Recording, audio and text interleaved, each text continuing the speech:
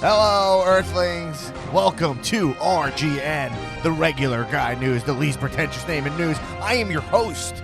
I am your anchor, Dan Black. And, we're going to do it. We're going to do it.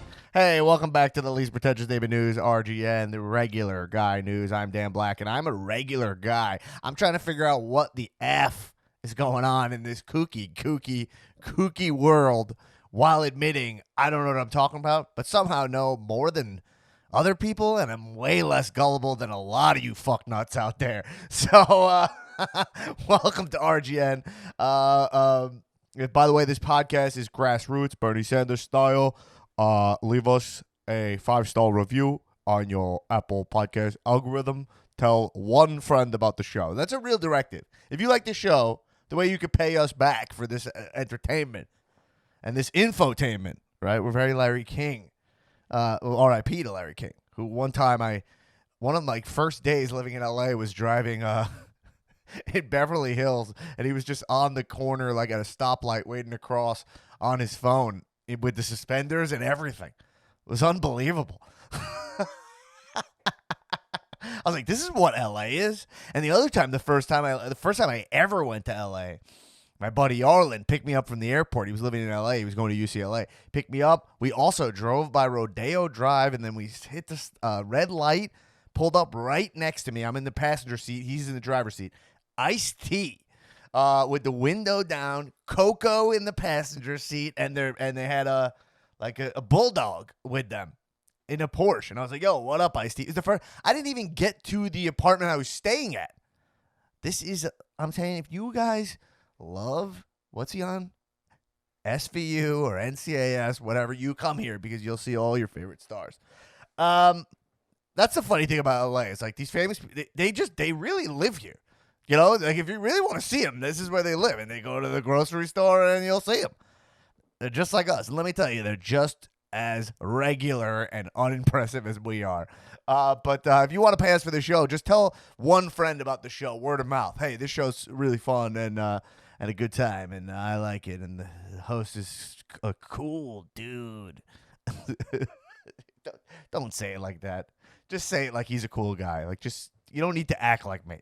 You should, all right, what's happening here today? I had a lot of lattes. Anyway, we got a lot to say in this world. Trump is gone, but boy, oh boy, is the world getting weirder still. And he's real gone. I don't know where he is. I don't know where. Everything I hear about him is from the past. The guy's out on the links, eating links, sausage links on the links. He's double links in it right now. But hey, before we get into all this precious, really important information, let me go out to the field and introduce our fields correspondent, Erin Finnerty. Erin.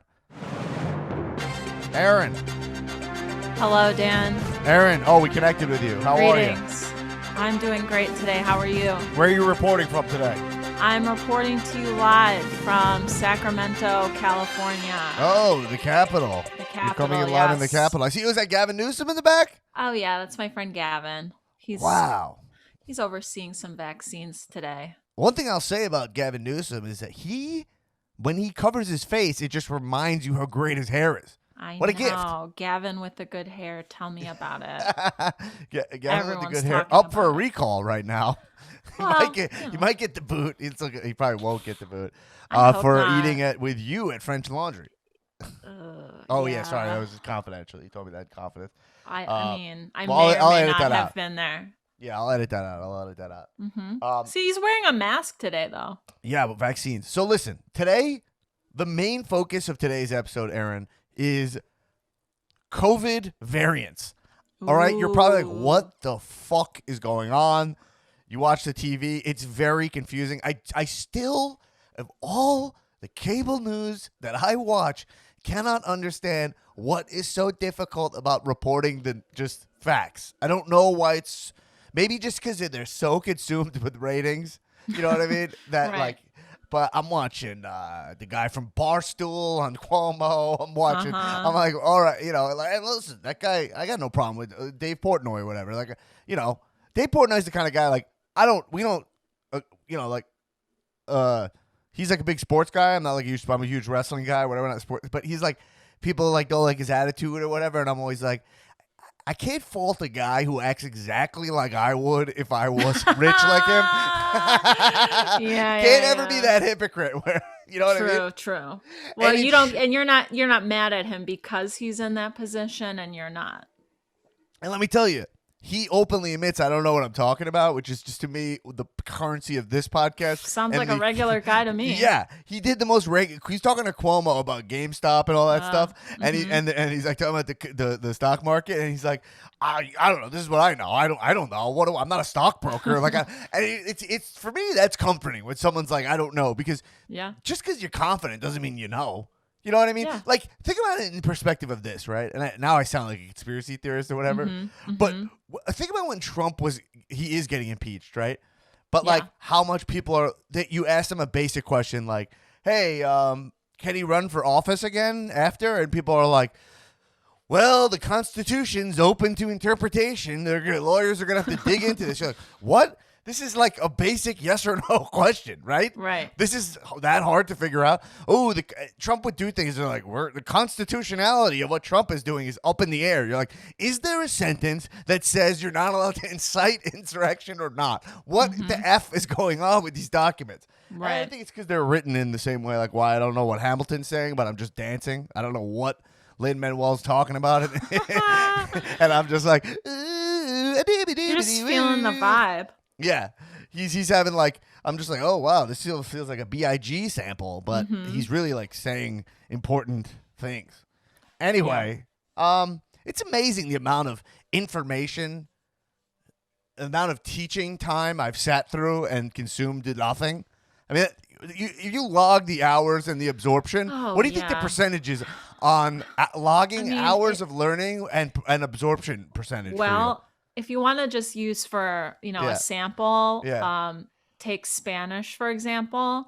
I've taken maybe 7, 8 semesters worth of Spanish, middle school, high school, and college. And I can't speak Spanish. A lick of Spanish. That's me too. I took 7 years of Spanish. I can't say anything. So much Spanish. I can't say anything, right? But also I got A's. Like I got 100%. I got A's Spanish the whole was time. one of my faves because I cruised right through. I can conjugate a verb, but I could not. If you gave me like a book written in Spanish, I wouldn't be able to really understand. I think I've taken tests about like what the amendments are of the Constitution. I couldn't tell you one of them. So like what it's like it's unbelievable. That's why I'm always so the Bill of fucking, Rights. That's why I don't know what that is. But listen, was there a question mark at the end of that, or is that a thing? It's a question. Look, that's a test question. It's like, but I also got like A's because I would study for the test. Of course. I study for the test, and then the test's over, and then it's gone. Yeah.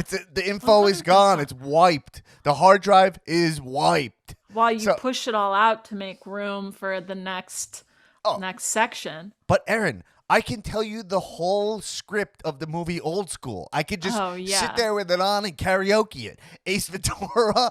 I mean, I can. You know Old what School, I mean? yeah. I could actually probably recreate the commentary from the Old School DVD, word for word.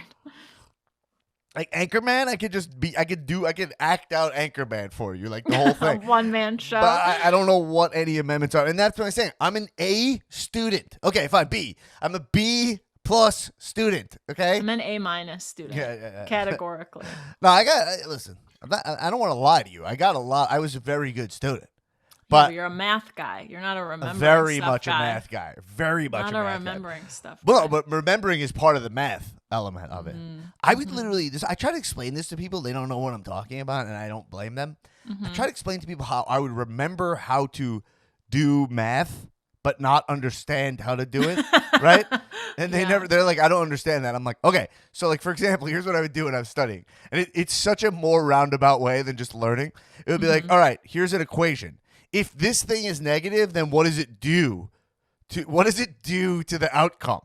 Right? So if it's some kind of like algebra, it would be like, all right, if that's negative, well, then I know that the answer has to be positive, but I don't know why. Like, I don't have a great example of it right now because I haven't done it since I was a kid. And I would try to explain to people, it might be some kind of learning disability. But like, or a massive cheat where I would just be like, listen, I'm not going to understand why on any of this, but I will just almost like photographically remember this equation, and then when I see it on the test, I'll remember, oh, when that was that, it changed this. Does that make sense? Yeah, that's a real workaround. That's a real workaround. People don't even know what I'm talking. If any listeners, because by the way, I'm gonna tell you guys, our Discord will be open next week. I promise you.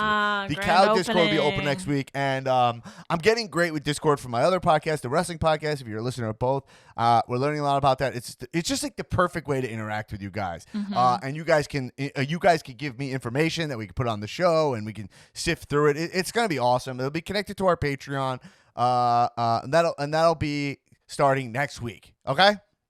Yeah. And it'll be very nice, very affordable. Great way to listen. We can't just go on Facebook with this. No. Because we're gonna get that the loons. That was discussed. Yeah. And we're gonna get the against. Yeah. We get Facebook the looners and the boomers. The looners and the boomers. The loomers. Yeah, we'll get the loomers. We'll get a combo of loomers, okay, which are loons and boomers. No loomers. We'll end up at the Capitol on Jan 6th. You know what I mean? We don't want this. But anyway, what was I talking about, Erin?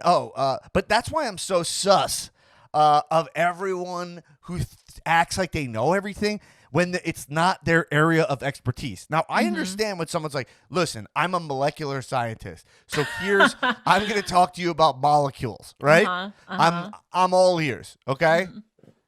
Now, I can't guarantee it won't go in one ear and out the other ear, folks. Or maybe, with the amount of earwax I have, it might just go not even it's in not one even ear. Going in. Yeah, it might end up on my shoes. No point of folks. entry. Yeah, but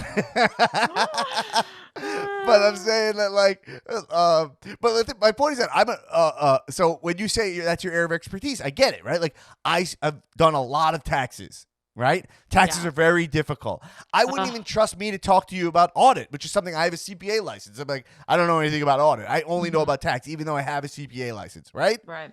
Active anyway, whatever. That's a derail. But so when people pretend they know everything, these people are so sus to me. Like, and everyone we live in the era of pseudo intellectuals. Like, it is so fucking annoying. You got Nick Cannon pretending he understands. Oh, brother. Like I'm saying, and I don't even blame him. It's like there's this emphasis put on these celebrities that they got to do everything now. It's like, yo, just try to be Nicholson. You know what I mean? We don't know anything else Nicholson does. I don't know anything else about Jack Nicholson except what I see on screen, and he goes to Lakers games. That's it. Yeah, right? He has great seats. Right. He watches the Lakers. That's great. That's all I need from everybody. Right. You know? All right. Right. The point is that I don't know why they can't just get me into these COVID variants, but here's what I'm going to do today.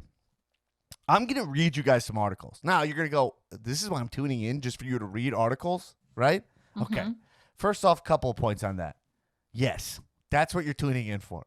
And yes, in this day and age, that's what content is, okay? Because, I mean, there's that woman on the internet who just mimes Trump, and she gets a comedy special for that, okay? Right, so, right. She literally just says what Trump does, right? So I'm actually TikTok. I'm putting less effort in now, okay? I'm going to put less effort in for you guys. That's my new strategy to fame, is I'm going to do less, okay? So this is negative effort. I've heard she's funny, so I just want to point that out. I heard she's very funny. But it does. She's a TikTok superstar. We do need to point out that it is just lip syncing what Trump says, you know, and that's a whole Netflix comedy special. Something to think about, you know.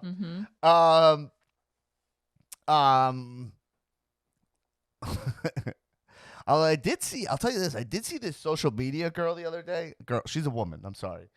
And I just discovered her like clicking through. She had like 1 million followers or something, but she's not famous. And I was like, this person's really talented.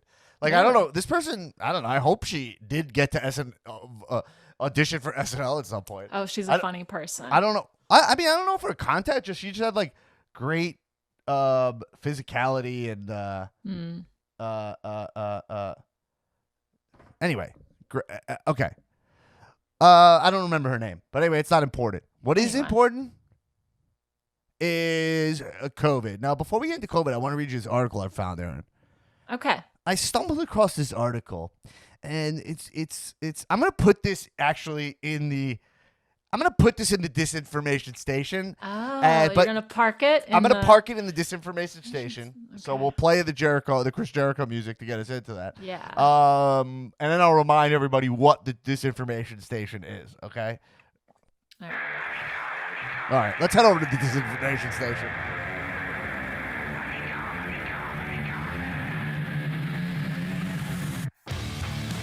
All right, everybody. We're here now in the disinformation station. Okay. So here's the thing that I read where I'm kind of like, I want to expand the idea of it. Like last week, we played a clip of someone discussing that there are neurons in the heart, and the heart has a brain, and saying you could tap on your heart, and that'll like. I don't know. What did it do? It's an ancient decision-making technique. It has 1 million views on YouTube. Okay. This person's making their living off videos like this, Yeah. So it's just something to think about. But then it was like, hey, it turns out we're trying to find out what's true, what's not. I don't know. And it turned out there were neurons in the heart. When I first read it, I saw it. I was like, what the fuck? There's no neurons in the heart. That sounds like a brain thing, a neuron. Right, now, I learned all about neurons. I got A+ in biology. I don't know really what a neuron is anymore. Okay. But it sounds like a thing in the brain, okay? Mm-hmm. And so I was like, oh, fuck that. And then it turns out it's actually based in some truth, but then there's a hippie element added to it that, which new age. It's a new little new age medicine. Yeah. And that's a big problem. We have, YouTube is a huge industry, self-help industry and medical industry that's all based in disinformation, which leads to when we have a pandemic, we can't actually get science out there. And yeah, so I found this article here, and I saw it on Yahoo News, and it's did Bernie's inauguration outfit epitomize white privilege? A San Francisco teacher thinks so. So we're talking about that. Bernie Sanders to unpack. Okay. Now listen. I understand this is like a little charged of a thing, but I want to hear this thing out and then just I don't know, see where it comes. But so we're talking about the Bernie meme, which is Bernie wearing like the mittens and the jacket, sitting in chair in January. So it went viral because everyone was like photoshopping Bernie like into your like backyard and well, whatever. Yeah. Okay, beautiful. And okay. So, okay. I'm just going to read this to you, okay? San Francisco, obviously. Yeah. This is the only place you get an article of this That's left what I was wing. going to say. The San Francisco Chronicle. Being in San Francisco really took it to that next level. Right. Fuckery, yeah.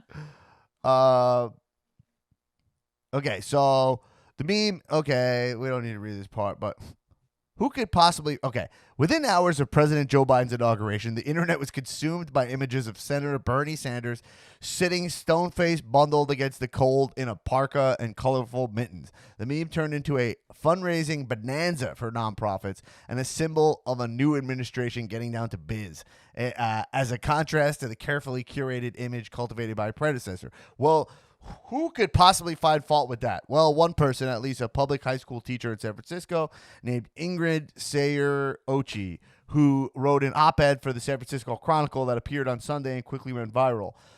Her objections was to the privilege. This is quote, open quote, privilege, white privilege, male privilege, and class privilege, symbolized by Sanders' choice of relatively casual Burton snowboarding jacket and repurposed wool mittens.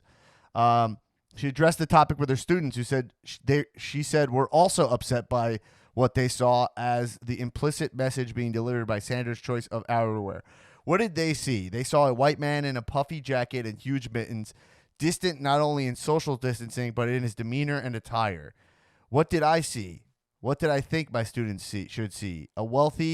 What did I see? What did I think my students should see? I had to read it like that. It's question mark. Sorry. Right. Yeah. A wealthy, incredibly well-educated and privileged white man showing up for perhaps the most important ritual of the decade in a puffy jacket and huge mittens. I don't know many poor or working class or female or struggling to be taken seriously folk who would show up at the inauguration of our 46th president dressed like Bernie. I mean, that's enough of this article, right? Right. That's enough. That's enough. Now, look. I'll say one thing about Bernie Sanders here. I'm a Jewish person, right? Yeah. Bernie Sanders is an 80-year-old Jewish man outside in the cold on January. In D.C. I'm looking at the picture of him. He's wearing that jacket. He's wearing nice pants, nice shoes. Just the jacket and mittens are over the top. Right. This article is outrageous. This article's bogus. This article's bogus. This is outrageous. This. See, my issue with this is that this only creates a deeper divide. Now, what I do understand and what I do empathize with is this person getting to this point of frustration where they are hurt by such small things. But man, oh man, as a pro wrestling fan, what was my first thought after reading this article? Maybe I should get her on the podcast. That's my thought, right? And what does that mean? This, when you write something like this, you're saying this for attention, Yeah. Now, completely. That might be a good thing because you might have a good cause, and what you're doing, you're using outrageous, outlandish platforming to get attention, which is how the world works now, right? Yeah. If you're on Instagram, you want to get followers, show everybody a lot of your ass, and you will get That's followers. That's how Dan got all of his Instagram That's how I followers. Did it. That's how I did it. And my OnlyFans, you can get DM me for the real shit. See the full ass. Absolutely. But I mean, I understand that this is like, here she goes. I mean in no way to overstate the parallels. Hold on. Clicked off the article by accident. The overstate the parallels.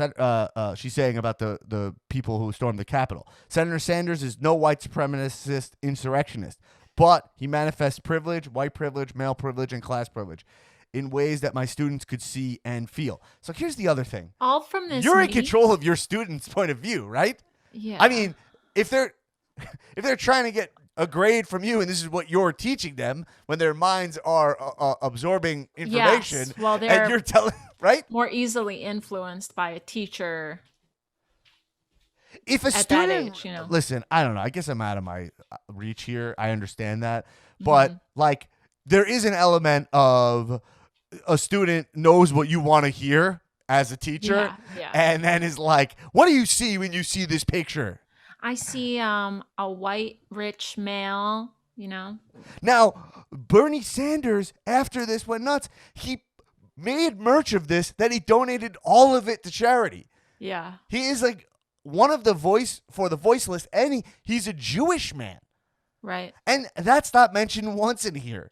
So it's like I'm not comfortable with calling Jews just white privileged people. It's not okay. It's not. I have to draw a line. It's why I wear a Jewish star around my neck.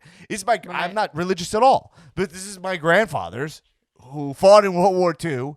Both of my grandparents' parents fought in World War II. My grandfather, my dad's side, literally operated a tank in Europe, driving across Europe to get to Germany. And was part of liberating. I mean, so, and then still they go, Jews will not replace us. I cannot say this enough. I think I speak for a lot of Jews that, like, when you knock a guy like Bernie for something like this, there's a lot to knock Bernie about, I'm sure, because he's a politician ultimately. It's like, we feel that. You want to talk about the underlying things of him wearing the jacket? It feels like to us, and when you grow up in a Jewish household, you hear like, hey, they hate you. And then you're like, well, okay, like this, that's how I feel like for this. Right. I don't know, Erin. You think it's outrageous what I'm saying? I'm open to that. I'm not. I mean, I wasn't really seeing it from that point of view. I'm not a Jewish person, but I think it's just like people will pick anything to just take issue with. Like wearing the coat and the mittens, like why? Like, why does that? It doesn't mean anything. It means it was cold in DC and he was just sitting there. It's not him showing his white privilege or, status. Like he wasn't doing anything. Right. And are you saying that he should have spent any time? I mean, this article is so outrageous that it's like almost stupid to Everyone talk about at this else who point. was there was wearing way fancier clothes, I'm sure. Like, is it just an indictment of anyone who's wearing clothes Right. that like aren't thrift store prices? Yeah, Bernie doesn't spend his time worried about going to get Have a you seen fancy his coat. house? His house is like, it's not like, I've seen the inside of his house on TV before. It's like not anything super fancy. Like that's not his bag, baby. Yeah, I'm sorry if this is like offensive to someone. I don't know. I mean, I'm open to you telling us that. That would be something you could say in the Discord because I'm open to new points of view. But I see what they mean. I see what they mean. You know what I mean? I totally see what you're saying, which is that people wouldn't feel as comfortable dressing down because it's like, hey, Right. I don't want any knock against me already besides the color of my skin, my nationality, or my creed, like whatever it is. I totally understand that, but like this is a bit much and is attacking a dude who's wearing a mask. Right. Mind you, which is like right. just wearing a mask is not a given for people in Congress. So I'm like, this is Bernie Sanders we're talking about. Like, don't we know him by now? Right. And so then the article goes on to talk about, I mean, I want to get into COVID, but the article goes on to speak about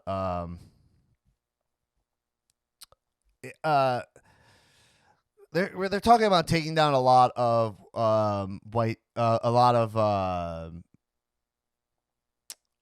Confederate names on schools and stuff, and which, I mean, I couldn't be more pro. I mean, absolutely. Who wants that thrown in their face every time they go to school? What do we need to do? Especially if you're like literally POC, like a person of color going into a school named after like a Confederate general. That's not good. No. And like Trump was literally saying 10 years in prison if you take down a Confederate statue. I mean, you're saying any statues, but like, yeah, okay. It's nuts. You understand what they're saying here? But then this person also is saying, this is the San Francisco mayor. He said that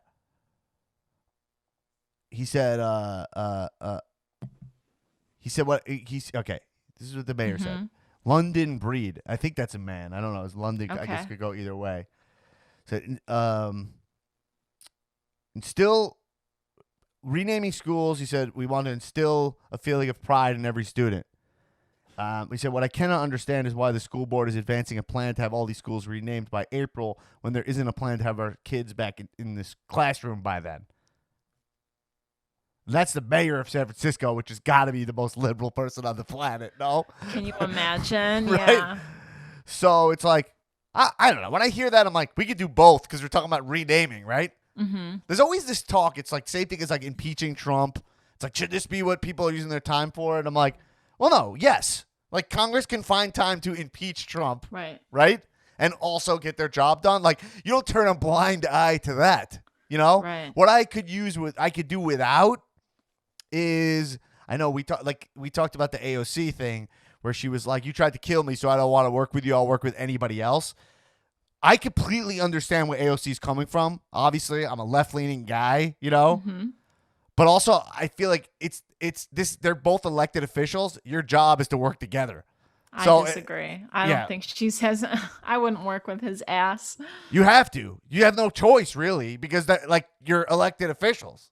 I just don't know what else I completely understand. Who the fuck wants to? You think I want to be in a room with Ted Cruz? Right.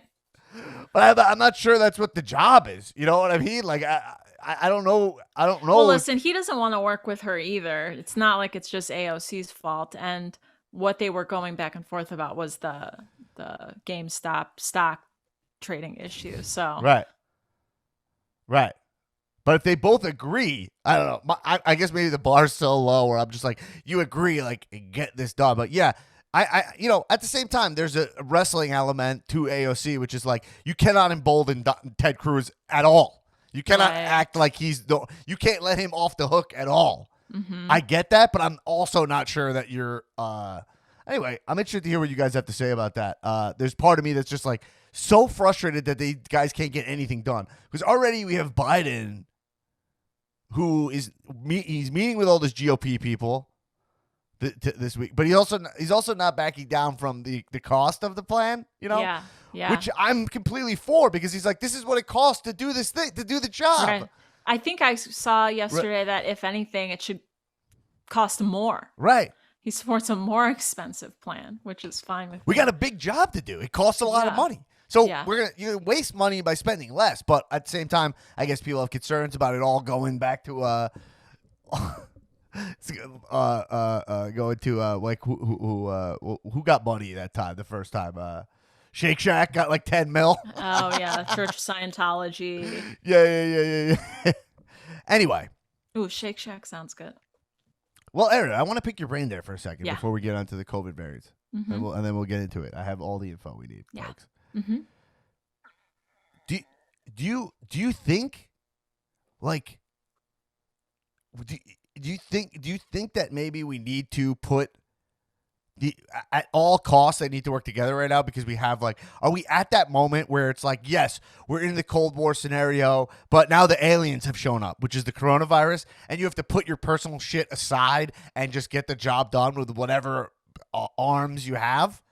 Like, that's how I feel, even though I understand. I see both sides on this, I think it's important now, because this will be like, this is like step one for Joe with this plan. And I think it's like, we need to move this along so we can start, his 4 years off on a positive note and really get the ball rolling in the right direction, where it just like hasn't been rolling at all for the last year. So I think it's important.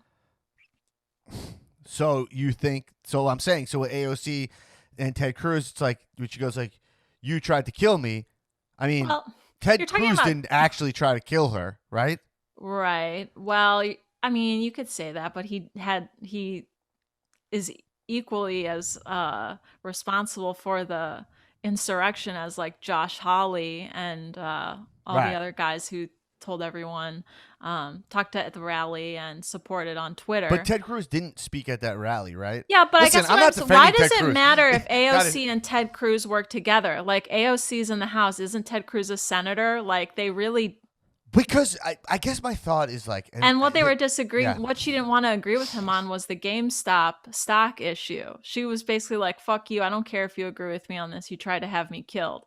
That has nothing to do with, their jobs that they do in Congress. I know. I guess maybe I just am like, I can be so anti-conflict that you want them to be. It's never gonna happen. No, it's not that. It's just that, like, I also think I feel so frustrated and so maybe wounded. I don't know. I'm way too. You're definitely way too much toxic masculinity to admit that I'm wounded by this. But a broken bird. But that it's so painful to see, like you want some symbolic moment from these people, that's you're not going to get it from those two, because that's like the two polar opposites. Right? Like, you're more likely to see some sort of unity between like two old farts, like Mitch and Chuck, like those two guys with Joe in the middle. But AOC and Ted are just never going to be on the same page. And see, that's like just what happened right there between our exchange right there. Literally heard you out.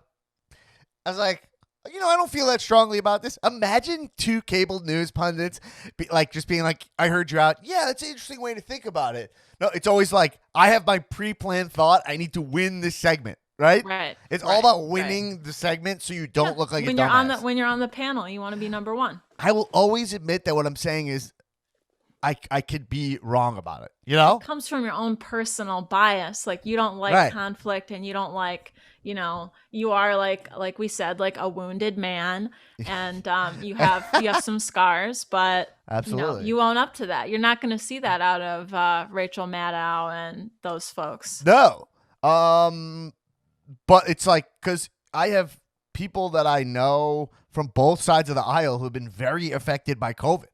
And I guess it's not a COVID thing that we're talking about, but you're like, like, Jesus Christ, can't we all agree that the aliens have landed? You know, like when the aliens are landed, we're all fighting the same battle because our species need these resources and they need different. You know what I mean? Yeah. And so it's like Anyway, all right, let's talk about let's get into the meat here. What do you say? Okay.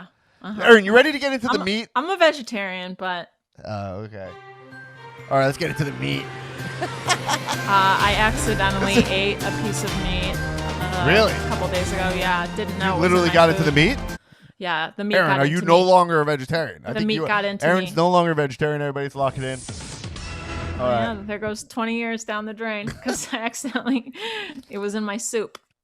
Okay, I'm going to read an article to you guys. Now, the reason I'm reading this article, love story time. it sounds like, it's like, oh, I'm just going to read an article to you. This is the first thing I Googled. No, I look for the best, clearest article and the most reputable source. Now, this is from the Washington Post, and what I'm also, which is a reputable source, yes, a very left-leaning paper, okay, but also that doesn't mean they're not reporting facts, and also this doesn't mean you have to believe any of this, but it's better than like freedomnet.biz. I mean, patriotvoices.net. Yeah, Patriots. Yo, Erin, speaking of that, this is a little bit of a veer, but let's go. Do you know, I think one of the telltale signs of someone who is like not to be trusted is a man who's tan. Okay? Now, I don't just mean like someone who had a tan, they went on vacation. I'm talking about like wrestler perpetual tanning. Like Trump, who's like, I need to be someone who's that vain, where they're like, I need to always be sun-kissed. Now, I'm not talking about... I need, right? Like, so that guy who got arrested at the Capitol, they were showing clips of his like online show. Right. He's like one of the, and I'll tell you about this account quick. He's like I don't know, Proud Boy. I don't know what the fuck he is. He's a jabroni is what he is. Yeah, he's a jabroni. And they show clips of his show, and it's him, and he's like super tan. Like he's like white guy who's like super tan. And you're like, it just as a white man, it doesn't matter that I'm white here. I guess only I don't know. I don't know why I said that. Your skin is white. Yeah. As just a man, I just look at that and I'm just like, that reeks of like pageantry, insecurity, the fact that you're not comfortable with your own skin tone, that you need to, and like that seems like a suppressed like person. What to is me. that? Like like being artificially tan at any time of year in any clime at all costs is sus, right? Because why is that? I did that in the video. I looked at my face, but why do you need to do that? My nose, because I think my nose was a little red. I might need to get a tan. I might need to get a little tan. We could get a spray tan. I've done it for the goof when I was going to do wrestling. Yeah. When I was going to fake wrestle in a comedy show. But imagine if you did that like weekly. You know, that's what I'm saying. Like the illusion, like Trump. It's a lot. I mean, it's like a lot. Do you know any men who do that? No, I've never known any man who's done that. I guess it's like tricky. A pro wrestler. It's tricky to say man because it's whatever. What does that even mean nowadays? You know what I mean? But I'm talking about like hard right-wing men who are living in over there. It's only men and women, right? So I'm living in that zone for a second, and there's just something about it where you're like, it's untrustworthy. Well, there's two ways about it. You might just be like a beach bum, and that's chill. If the tan is naturally occurring, like if you put in your time and you're under those UV rays and getting tan, then I'll buy that because who knows what kind of shit you're into. But if you live in Michigan and year round, you're sun-kissed, you have a glow about you, what are we doing that for? Right. What is this illusion? Right. Now, this only goes for men, by the way, because women, this society is too fucking brutal on women. We gotta look good. It's yeah. Anyway, gotta stay bronzed. Erin, let me ask you. This is another veer question. I'm sorry, but let's go.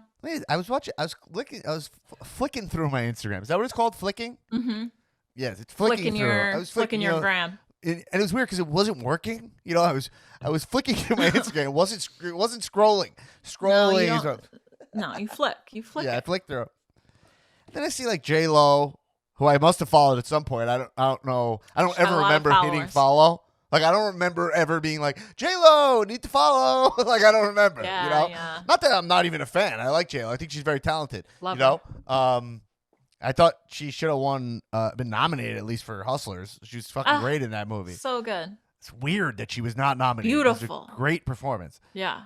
Especially because we like put such emphasis on male gangster performances. Like if one of those like 5 Italian dudes plays a gangster, like auto Oscar, auto. Yeah. Even in like Irishman, where they're like way too old to be beating people up, and they're like CGI. Yeah. But then like J-Lo kind of plays a quote unquote gangster type, but in a stripper capacity, and she nails it. And she's her very authentic performance. Well, it's not weird. It's not surprising, but it's bullshit. Yeah. Anyway, so you're following my question: J-Lo, she's holding her makeup line up to the camera, and I just immediately lose respect for someone with a makeup line. Really? Yeah, like no. But I know I don't use it, but I just go like, oh, you need everything? That's my brain goes, oh, I'm sorry, you need to do everything? Like, it's not enough? It kind of goes to our conversation earlier about Nicholson. I'll say this. I agree on some parts. I think like nowadays, every celebrity has a makeup brand, but don't forget that it doesn't really apply to J-Lo because she's a pioneer, because her perfume was like one of the first big celeb perfumes of our generation. So she's been in the game. J-Lo Glow. I mean, it's a legendary smell. That is true, J-Lo Glow. Like, she's been in the biz for a long time. A girl I dated in high school wore J-Lo Glow. Oh, yeah. And now when you walk past someone who smells like it, you're like, what? And I was dating J-Lo, by the way. I forgot to tell everybody. Obviously. That's why I follow her. It was an import from my Nokia. Yeah. When I was playing Snake on my Nokia, and you were playing it too much. She dumped you. Anyway, yeah. Yeah, but is that just me? Am I just old? Actually, it's a little boomer. Is it a little boomer? Well, you're a little boomer, but it's actually something that's been brought up. I've seen on social media, because like now everyone like, there's a laundry list of celebs who have like beauty brands now, and it's like it's saturating the market a little bit. Yeah, I almost appreciate Gwyneth Paltrow the most, because she's like, here's a candle that smells like my vag, and you're like, okay, yeah, well, I get it. I guess it's like, you're like, yeah, I get that. If you branch out to like all the like lifestyle brands and all the endorsements and like, whatever that celebs put their name on, like, yeah, everyone does have to have something. Like, everyone's like, whether it's clothing or like lifestyle shit like Goopy's got or whatever, like, you gotta have a brand. I know.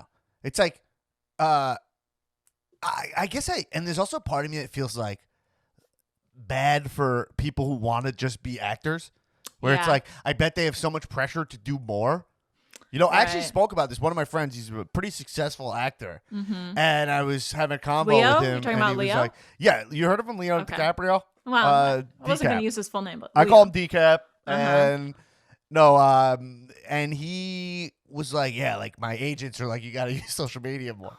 You know what I mean? Yeah. And he's like, I don't know, I'm a fucking actor. Like, what do you want from me? Why do I need to do this? Anyway, okay, that's a veer. Let's talk about can we get back to the meat here? Let's get back to the meat. Erin, are you comfortable with me calling this segment the meat? I'm very comfortable. Okay, I just want to check. Because to be honest, I'm uncomfortable with it. I don't know why I did it. But I'm a trained improviser, so once I say something, I just lean into it. Let's beat that meat. Hey, folks. All right, so this is the Washington Post. And by the way, so a couple of reasons. This is a reputable place. Also, like, they have, like, vaccine tracker, right? Like, all these articles, it's like, no one wants to read your fucking article, man. Right. I just need to know exactly what I want. This article is, I want to get props to Marissa Lati and Angela Fritz from the WAPO? Washington Post. From WAPO, beautifully laid out article, simple for the layman's. You know what I mean? Yeah. For a textbook man like myself. Okay, so we know what's going on. This COVID variant, it's like, I've had COVID. You guys know this, right, folks? Yeah. And I've had COVID, and I'm like, yo, what? Wait, am I protected now? I mean, I had like a couple weeks there where I was cruising town like I literally was, Wolverine healing powers. You know what I mean? Mm-hmm, I was asking people to shoot me. You know what I mean? And in LA, they would oblige.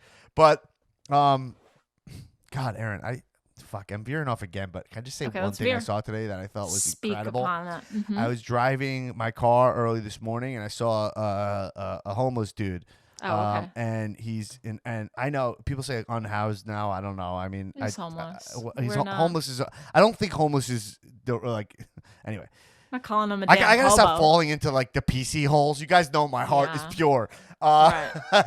Disclaimer. But, yeah. Well, and for people that don't understand, I live in LA. Like this shit's tricky waters, Right. But this homeless dude's walking down the street. He's clearly homeless. He's like shirtless and he's tattered. He has like a bunch of bags with him. He's walking around. Has a spray bottle. He's sanitizing scooters. Like Lime birds? scooters. Yeah. And Bird scooters. He's sanitizing them. And I watched him sanitize a payphone, which is clearly disconnected, right? Yeah. Well, and you're like, I don't know what's in the bottle. To be honest, piss. You know what I mean? His own piss. Right. Spreading it. But that was like the most end of days thing I'd ever seen. Where it's like even like the people who are destitute are like, we need to chip in. It's like when that scene in like Jojo Rabbit where the Americans are like invading, and then I guess this is not a spoiler or whatever. It could be any movie that has when the Americans show up to Germany. It's not great for them. Spoiler: the Americans showed up to Germany. Yeah. Get out. And then they're like giving guns to kids. Just to be like, we got to shoot because they're like low on soldiers. It's like that. It's like, we need these guys to be sanitizing even though they're covered in virus, Right. So wait, do you think this guy, maybe like someone in the neighborhood paid this guy, like, here's $60, walk around and sanitize shit? Erin, he was on like Frank, like right off like the 101. Like, really? You think anyone's? This is not like you're acting like this is the neighborhood. There's no such thing as a neighborhood in LA. Yeah. Anyway, all right, let's get this article. So viruses are always mutating and taking on new forms. The coronavirus has thousands of variants that have been identified. Did you know that? Thousands? I didn't know that. I didn't know that. Several, including variants first found in the UK, South Africa, and Brazil, are highly transmissible.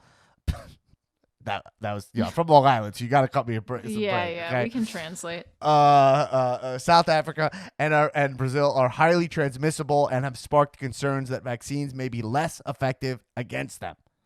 The same protective measures that warded off the virus throughout the pandemic, maintaining social distance, wearing masks, and washing our hands, are even more critical in the face of more transmissible variants. Okay? So here are the variants, the key ones. The South Africa variant. Yes. Okay? I know this one. B1351. Okay? Mm-hmm. The mutation, also referred to as was found in South Africa in early October and announced in December, when the country's health minister and the strain seemed to affect young people more than previous strains. Oh, my God. This virus may have contributed to a surge of infections and hospitalizations across South Africa. Where is it? The mutation has been identified in more than 24 countries, including Canada, Australia, and Israel. On January 28th, that's like, 4 or 5 days ago, South Carolina officials announced that this variant had affected 2 people there with no travel history.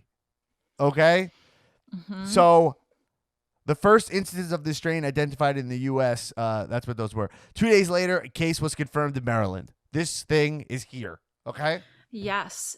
And Dan, we reported, I believe, on the South African strain when we talked about the UK strain that was spreading and caused for additional lockdowns in London.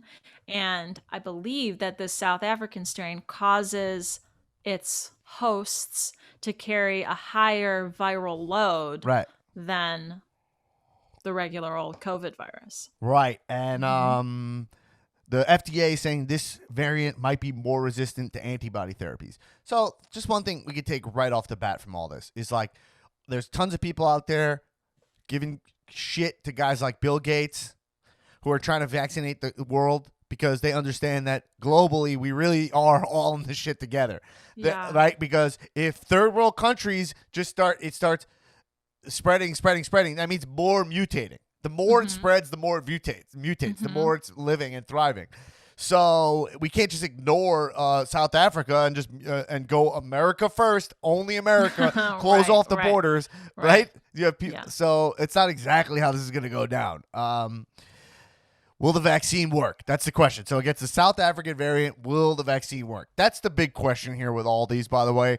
What I'm getting to, I'm giving you a little info, and then I'm saying, how does this actually affect your life, RGN styles? Like, is this vaccine going to do anything for you or your elderly people in your family? Someone like me is already be infected. Is this one going to make me worse than the other one? Or do I have any kind of antibodies from it? Well, they're saying this one is more resistant to antibodies. Well, antibody therapies, it says. I don't know. The vaccine may have diminished impact against this variant, but they probably will still be effective, according to Fauci. Moderna has said its vaccine protects against the variant first identified in South Africa, with an important caveat. The vaccine elicited antibodies were also less effective at neutralizing this mutation in a laboratory dish. Ooh. Wow, the vaccine antibodies were less effective at neutralizing mutation in a laboratory dish. I don't know what that means. I don't know what that means. I know what it means, but I don't know what that means. Okay. The vaccine, and they released their own study. Pfizer and BioNTech, they released their own study. It's not yet peer-reviewed. Says that the vaccine was slightly less effective against the variant. And Johnson & Johnson, their vaccine is a single-shot one, which is a huge deal for third-world countries. Because if you could just shoot someone, like a lot of people, they don't have the you get it. It's harder to get them back. Okay, right. I don't need to mansplain that. You get it. But its protection against sickness was weaker in South Africa. So I think what this means is that if it's less effective, what it is, some of these variants, like the Johnson & Johnson, it says like, oh, it's only 85% effective, but also, they say that it's pretty effective against making you very sick. It'll make your symptoms more mild. So it looks like from the South African variant, the vaccine we already have, it looks like it's going to be still pretty effective, but that's good. Less effective. Yeah. You know? Okay. Then we have the Brazil variant. Okay? I know this is overwhelming, but this is the shit you need to know. Okay? It's been confirmed in Brazil, Peru, Germany, South Korea, and Japan. On January 25th, Minnesota health officials confirmed the first case in the U.S. In a resident with recent travel history to Brazil. All right, so this is here. The variant has more than a dozen alterations, several of which are found on the virus's spike protein, which binds the virus to its cell. Because of that, that's not good, I think, from stuff we've learned. Researchers think that strain is probably more transmissible. There's also some early evidence that antibodies might not recognize the PI variant, which could lead to reinfection. So this Brazil one sounds like no joke. Yeah. Will vaccines work? There's no strong evidence right now suggesting that vaccines won't work against the variant. However, scientists have raised the possibility that this variant can evade antibodies, which would impact current vaccine effectiveness. Moderna announced that it would develop a vaccine tailored to its similar variant. So Moderna's already trying to make one against this Brazil, but that first thing I just read you means we don't know. This article, this paragraph should have said we have no fucking idea is what they mean. It sounds like we have no idea. The vaccine should work, but some scientists are saying that it might not work, which means you don't know. Yeah. TBD. Save me 4 sentences. You're boring my listeners. Fucking wapo. I thought you were a wapo. Yeah. Well, I was. I want to take it back. Don't read these people. The UK variant. Let us read it to you. Erin, the UK variant. Our old friend. Sometimes referred to as the Kent variant. It's in dozens of countries, including the U.S. They're all in the U.S., guys. Spoiler alert, they're all here. Okay? Yeah. Okay, so here's the important thing. The CDC says that the variant could become the dominant strain in the U.S. by March. This UK one. which is not surprising because I don't know, just from a RGN perspective as a regular dude, a lot of people from UK go back and forth from here, right? Also, mega contagious. Right. That's the whole deal. Well, what makes it different is the strain may be more lethal than previous variations, is what Boris Johnson said, which I don't trust. But okay, will vaccines work is the question. The scientific consensus is that the vaccines will remain effective against this mutation because the inoculations provoke an array of neutralizing antibodies and other immune responses. And Pfizer and Moderna say their vaccines work against this. That's really good news because this is going to be, and they're saying that that's basically the information on that. Okay. So it looks like it's more contagious, but the vaccine is still effective there. Interesting. Okay. All right. Then there's that's good news. I thought that one was going to be worse. I mean, not that any of this is good. The Denmark variant. Ooh. Okay. And let's see, how many more variants are there? This is the last variant. Okay. Oh, no. There's also the original variant. That's old news. Okay, this has been spreading in Northern California. It's linked to outbreaks in nursing home, jails, and hospitals. Also been confirmed in SoCal. Okay, so it's where we live. It's not yet clear whether this coronavirus strain is any more transmissible or lethal than the dominant mutation. She enables the virus to attach to cells. Besides, also this body's. Okay, it looks like they don't know anything about this variant. It looks like it's exactly the same lethalness and blah blah blah, but they don't know anything about it yet. Other than it just is new and they did that thing where one sentence is like this scientist says this, the other one says this. They don't know. Okay, cancel each other out. Right, and that's why now at least we'll hear we don't exactly know. Whereas Trump would be like it's gonna disappear like magic. Right. Now here's the original variation. How the variant it's known as G. Discovered in January 2020 in China. It went through New York City and Europe. The G mutation has become ubiquitous. By July, about 70% of the 50,000 genomes of the coronavirus uploaded by researchers worldwide. Okay, no one knows what that means. What it makes different. Some scientists think this mutation is significantly more transmissible than the original strain of the virus. Isn't this the same variant? I guess it changed a little bit. I don't know. The point is we know that we know that the vaccine works against this one because this is the one it was designed for. Yes. Okay? How can we protect ourselves from the variants? Same protective measures. Viruses don't mutate unless they replicate. And they replicate by going from host to host to host, right? So we need to take this seriously. That's what we need to do. But we also need to take this globally. So what do the variants mean for vaccines? This is the main thing I want to know. It's like, is it hard? Like, are we fucked because it mutates? Because the flu mutates and then, So Fauci said we need to get as many people vaccinated with the current vaccine so that as we possibly can and prepare for the potential inevitability that we might have to update this vaccine sometime in the future. As more significant variants are reported, the obvious and arguably most important question is whether the vaccines will work on them. Some of the mutations have sparked particular concern. They affect the spikes on the virus, the spike protein. In short, the pharmaceutical companies, cut me a break, are testing new variants against their vaccines. Looks like they're already doing it. And Moderna and Pfizer, who seem to be, they're at the cutting edge here, they can update their vaccines quickly because of their mRNA technology, which can be reprogrammed to target new variants. Pfizer and Moderna have run tests on the variants, and while the vaccines still triggered a response, they appeared to be less receptive. Here's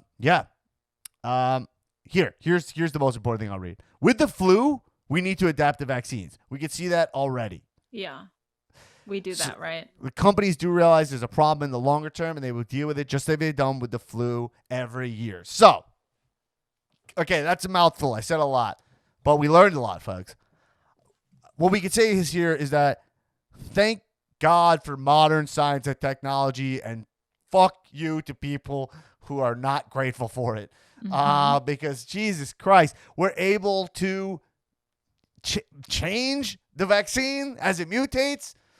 It's our only saving grace here. And we need to vaccinate people. So I'll be getting this vaccine the second I can get it, and I'll take the next one when they tell me to get it. And it seems like they're on top of it. Pfizer and Moderna. Thank God for these companies. So everyone who also shits on Big Pharma, you're probably right, but also you're also wrong too. Until you need big pharma, okay? Yeah, you're right, and then you're also wrong. But don't act like anything that is controversial is cut and dry. You know? Right. Yeah, that's true. Because this is the last thing I'll say. I saw these scientists on Bill Maher, okay? Whether you like Bill Maher, you don't like Bill Maher. I always say it. These scientists in there clearly knew their shit, and they were like, hey, likely coronavirus was made in a lab. Now, cut back to a year ago. Trump said it. Everyone was like, this fucking idiot thinks it's made in a lab. What is he, a comic book guy? No, he was. He didn't know what he was talking about. The thing about Trump is the pageantry. We smell his bullshit. You know he's winging it. You know he's guessing, you know? Yeah. But if you had someone up there, there's a real possibility, and I didn't know this, that there's been an ongoing debate in the scientific community for a long time about these labs. Are they doing too much experimentation with viruses? Is there too much reckless science being going on? And it's possible that this was not a bioweapon, but a fuck up science, right? Like I don't know, what do you call it? An experiment gone wrong. I mean, in my head, this is like a one guy. He's got two vials. He pours one into the other, goes poof. And then or like Corona. He got some like on his hand, and then he ate a hot dog, and he kissed his wife. You know, right? And he goes in the, the containment zone. And let me tell you something. Yeah. In the Stephen King book, The Stand, which you may or may not know this because you have never finished it, but that's exactly how the flu in that book spreads. Is it right? But it is a bioweapon, I think. But it gets loose at a base, and then one person carries it out and infects the whole world. Right. I read half of The Stand. You know that. And then half. And then I got. Well, we know. Was it half? It was not half. It was like 25%, right? I think it was. But I was also reading the extended cut. I was listening really to the only cut to read. It's a 48-hour long audiobook. So, you did put in work, but I did at least 12 hours, right? Yeah, I think so. But I was there when I got to the part where it was the contamination part of it. Okay. And look, so it's possible that, it really is interesting that the fallout of Trump is, and it was going on before Trump. We can't blame it all on Trump because Trump, in a way, is an opportunist. Like, he saw what was going on and was like, I'm going to ride this wave. And smarter people than him told him how to do it. He just is a guy with no shame and a great performer, Mm-hmm. And he was famous. He had fame, And so he he saw this opportunity to polarize us. And yeah, like, now the fallout of this is like, whoever says the idea, I'm trying so hard to not fall into this. Whoever says the idea, I immediately assume it's bad, And so that's kind of like where I come from, where I'm like, I'm really trying to just I don't know. I'm trying to seek out what's not radicalized, what's not politicized. And it's not that easy. Right. It's really not that easy. So, I mean, it's not that hard to see an article like that Bernie article. And it doesn't feel good to be the guy going, like, it doesn't feel good to be like a person of color is like, this feels like white privilege to me. And then you're like, this is a little far. Like, that doesn't feel good. I mean, a reach is a reach. Though. I'm thinking about editing it, right? Yeah, it's a reach. A reach is a reach. Like, it's something's just, you can want them to be a thing, but they're just not a thing. Right. Bernie's coat and mittens aren't a thing. Right. I don't think most people are just they're normal. They just want like what's good for their family, and their blind spots are ignorance. You know what I mean? Mm-hmm. And just they don't know. Like, they're I never thought about that. Like, most people I know who say something that's offensive, or like if you push back, they're like, oh yeah, is that bad now? I knew an older guy who would say the term. He would say Oriental, quote unquote, right? Yeah. And he didn't know that was offensive. Right. Right? Because no one was correcting him. No one was saying, hey, These that actually Orientals, is yeah. right. Like, you know what I mean? That's gone the way of the dodo. Right. Listen. And when he said it, I was like, whoa. Everyone was like, whoa. You know? But he literally was oblivious to the fact that that's not what you're supposed to say. Is that a bad person? I don't think so. You know? It's someone who made a mistake. Well, Sarah Silverman had this great quote. Yeah. I was watching her Instagram today. She was speaking about, like, you're not defined by your, essentially not defined by your mistakes, you know? Mm-hmm. Like, you don't need to like, you need to own them, but you don't need to define yourself by them. So you can just be like, oh, wow, that was a stupid thing I said. That doesn't mean it's who you are. And, like, we really need to inject that into society now, you know? Yeah.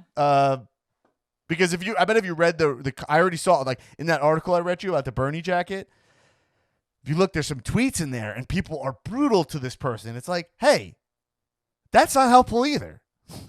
It's not helpful either to be like, your point of view is stupid. Clearly, someone who writes that is feeling some pain, you know, or is hypersensitive to something. And that probably comes from a real place. Yes. So you don't have to be you're not like a lefty softy to actually try to see where somebody's coming from, even if they say something that is a stretch, you know? Mm-hmm.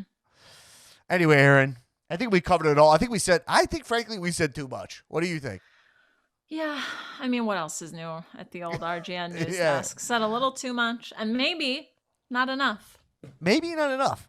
But anyway, I had a couple people ask about the RGN Discord. I'm going to set that up. It's actually already set up.